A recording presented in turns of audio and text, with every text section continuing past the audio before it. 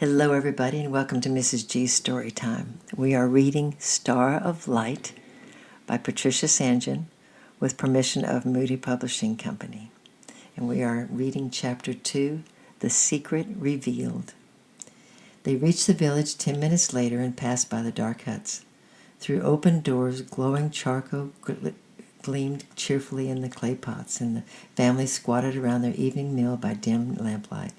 But as they came near their own house, they could hear the angry voice of Fatima, the old wife, shouting at their mother. Fatima hated the new wife and her 3 children and made life as hard as she could for them in every possible way. She was bent and wrinkled by long years of hard work, and Zora was still young and beautiful. Fatima had longed in vain for a baby, while Zora had had 6. So perhaps it wasn't surprising that the older woman was so jealous and had been so angry at their coming to live in the house. She showed her hatred by sitting cross-legged on the mattress like a queen all day and making Zora and Rama work like slaves.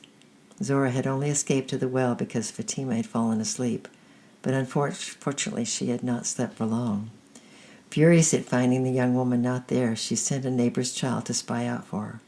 So Zora, carrying her buckets, had arrived home to find that Fatima knew all about her expedition.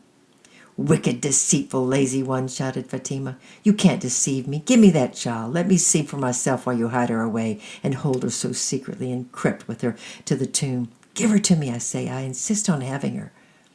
She snatched the baby roughly from Zora's grasp and carried her to the light. And the mother sighed and let her empty arms fall to her side. After all, Fatima must know soon. They could not hide it much longer, and she had better find out for herself. The frightened children squatted in the shadow by the wall, their dark eyes very big. The hut was silent as Fatima passed her hands over the baby's limbs and stared into Kinza's still face. Hamad, holding his breath, heard little sounds he had never noticed before. The slow, rhythmic munching of the ox in the stall, the rustle of straw as the kids nuzzled against their mothers, and the soft cooning of the roosted hens. And then the silence was broken by a triumphant crackle of laughter from the old woman. And Kinza, whose ears were very sensitive to loud noises and angry voices, gave a frightened cry. Fatima picked her up and almost flung her back into her mother's arms. "Blind," she announced, "blind as night, and you knew all the time. You brought her here to your husband's house to be a burden for us all forever, never to work, never to marry. You hid her away in case we'd find her. Oh, deceitful of women, the most deceitful of women. Our husband shall know about this tonight. Now get up and prepare his supper. You and Rama fan the charcoals, and when he has eaten his food, we shall hear what he has to say." The frightened little girl jumped up and set to work with the bellows till the flames leaped from the glowing coals and flung strange shadows on the walls.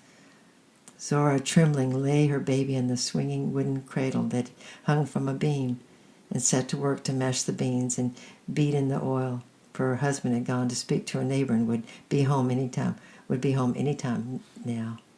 Supper was still ready when they heard the firm steps coming along the path, and moments later he appeared in the doorway, a tall man with black eyes and a black beard and hard, cruel mouth.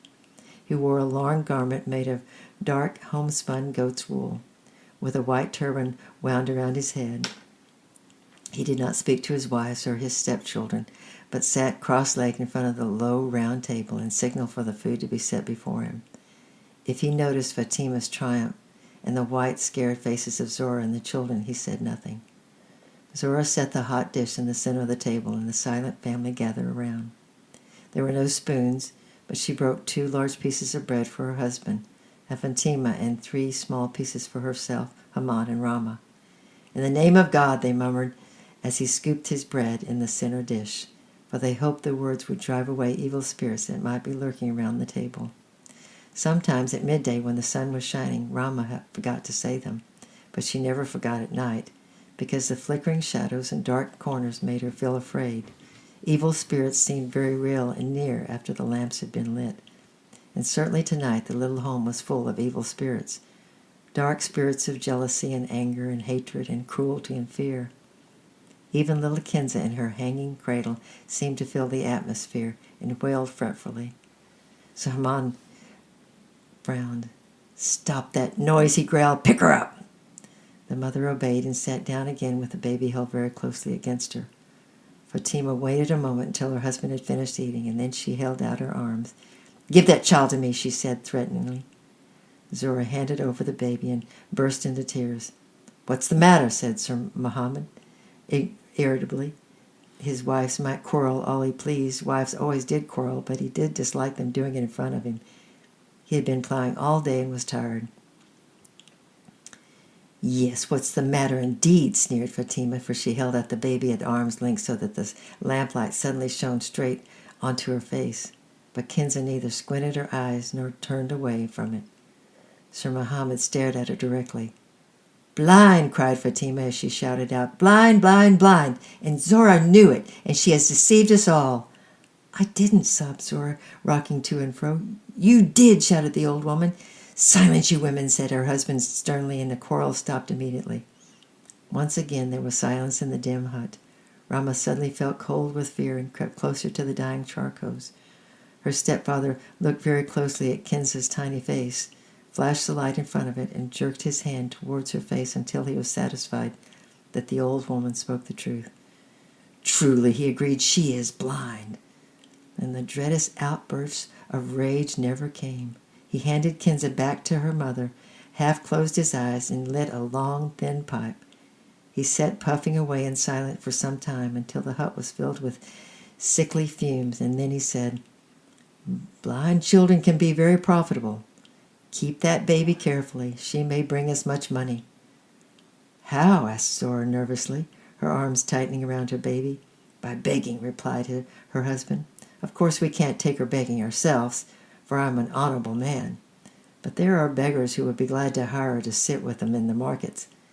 People feel sorry for blind children and give generously. I believe I know one who would pay to borrow her when she's a little older." Zora said nothing. She dared not. But Haman and Rama gave each other a long, rebellious look across the table. They knew the beggar of whom the stepfather spoke, an old man dressed in filthy old rags who swore horrible oaths. They did not want their precious Kinza to go to that old man. He would certainly mistreat and frighten her. Their stepfather saw the looks through the half-closed eyelids. He clasped his hands sharply. "To bed, you children," he ordered. "Quickly!" They got up hurriedly and mumbled good night and scurried into the dark corners of the room. There were low mattresses laid along the wall. Curling themselves up on these, they pulled strips of blanket over them and fell fast asleep. Haman never knew why he woke that night, but he was unusually slept soundly till sunrise. But at 2 a.m. he suddenly sat up in bed, wide awake. A patch of bright moonlight was shining through the window into Kinza's cradle. She was moaning and stirring in her sleep. Haman slipped from his mattress and stood beside her. Suddenly a great wave of protective tenderness seemed to come sweeping over him.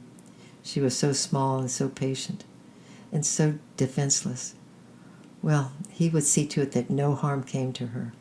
All his life he would guide her through her darkness and protect her with his love. His heart swelled for a moment, then he remembered that he was only a boy himself, and completely under his stepfather's control. They might take Kinza away from him, and then his love would be powerless to reach her. Was there no stronger love to shelter her? No more certain light to lead her? He did not know.